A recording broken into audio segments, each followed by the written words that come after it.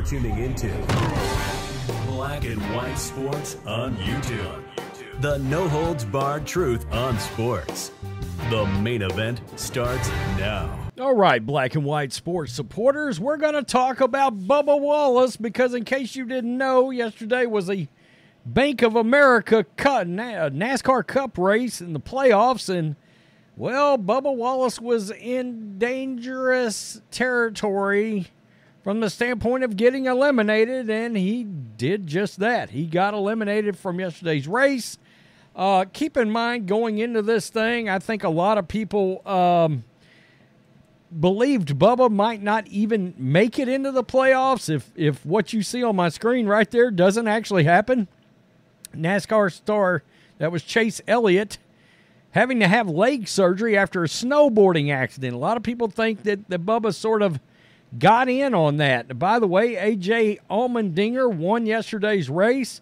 William Byron, my God, a lot of second and first place finishes real quick for Byron, who was breathing down Allmendinger's neck until the very end of the race, but he made it interesting the last few laps. I guarantee you, and his car's been running real well. So, you see that on my screen right there. Bubba Wallace he's gone, along with Ross Chastain, Brad Keselowski, and, of course, Kyle Busch.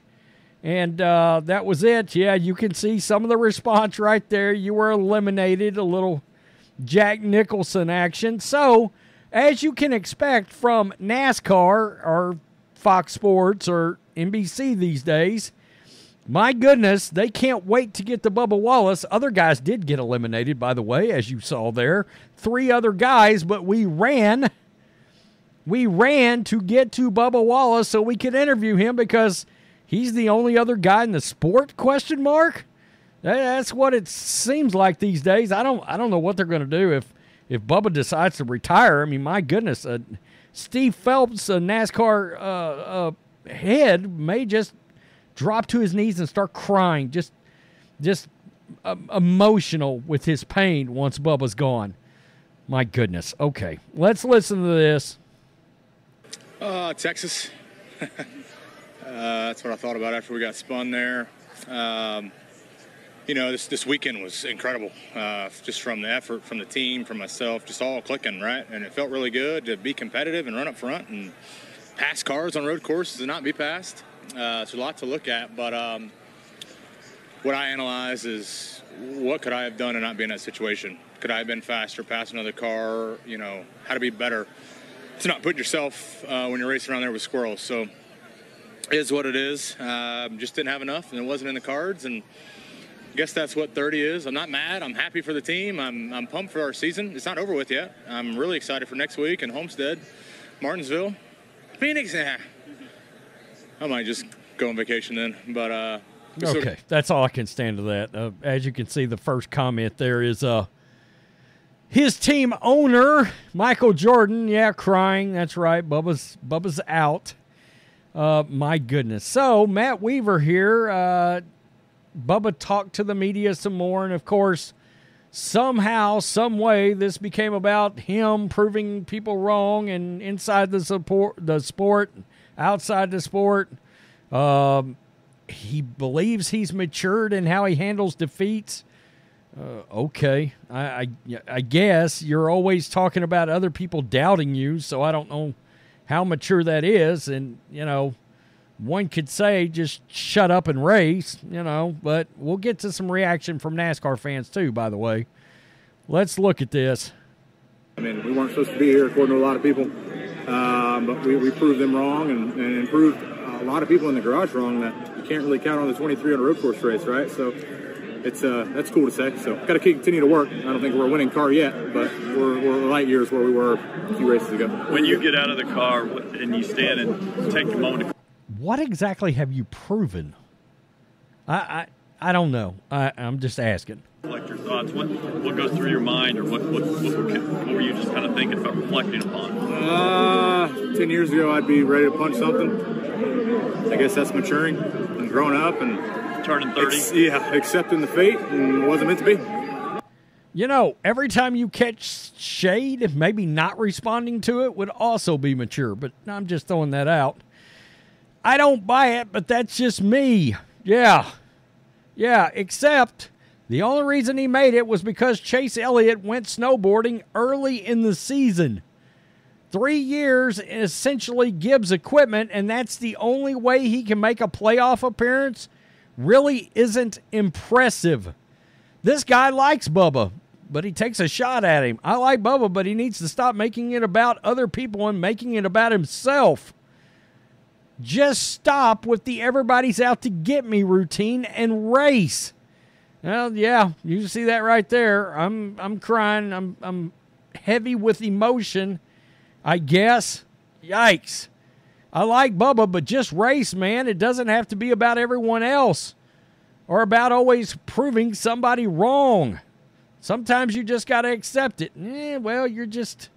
Look, people can see through this crap from Bubba Wallace a mile away, and people can see through the elevation that NASCAR has went to try to elevate a guy that just isn't as good as everybody in the media. And I believe supposedly this guy's got real fans, but I tend to believe there's people that only watch NASCAR that care nothing about the actual sport. They're in watching Bubba for a social cause. All right? Like, I see some of his comments from fans, and a lot of them have Ukraine flags in their handles, if you know what I'm saying. So this guy said, thank God he's gone. He's been lucky. Yeah. Maybe Bubba will dream up finding another noose in the garage and try and drum up some sympathy. But then he, in typical behavior, whines about the rule he broke. Hey, Bubba, it's not mature to whine. I get secondhand embarrassment watching him interview. Yeah, I do too. It feels awkward. I mean, I don't get it. Not a lot of confidence from the guy. He needs to quit worrying about others and just worry about himself. That's why he will never be as good as his teammate, Tyler Reddick. Round of 12 exit. You proved nothing. That's what I just asked. What have you proved exactly? Always a victim. Jesus. He is always the victim. Annoying. He needs to just race and stop worrying about everybody else. His interviews are so annoying. He has the worst attitude after every race. I used to like the guy. So he's lost a couple of fans with this woe is me crap. NASCAR will give him a participation trophy for his wonderful, historic, mediocre playoff run. In caps. Racist. Bro finished 10th talking about proved everybody wrong. Best part of the entire race was seeing Bubba eliminated. I mean, my God. Yeah, this person's just flat laughing at him. Calling the guys driving around him squirrels is not mature. It's not taking responsibility for not making it on yourself. Bubba, yet again, playing the victim. Barker should be the one getting credit. His pit moves made possible. And you proved everyone right. You suck. I mean, to be honest with you, that's sort of the reaction right now that Bubba's gone. You know, it is my goodness, what did you do? You got eliminated. You're gone. You didn't win a race, and people think you backed in because of Chase Elliott's injury. I mean, and every time you interview, it makes people's faces want to melt off because you're always playing the victim, and people are just tired of it. And we're tired of NASCAR running sprints to get to you or whatever broadcast you're on, whether it's NBC or Fox Sports. My goodness, they're in a sprint because there's no other drivers to get to. Nobody else got eliminated. Bubba Wallace, get to him. And it's funny. You watch a NASCAR promo, God, Bubba's in that sucker. There'll be a bunch of different drivers, but Bubba's picture will be the only one that shows up 3 or 4 times. God, he is a media darling and a media creation. Elevation of mediocrity Does not make you great, Bubba. Chicago spent $3.5 million on the NASCAR weekend.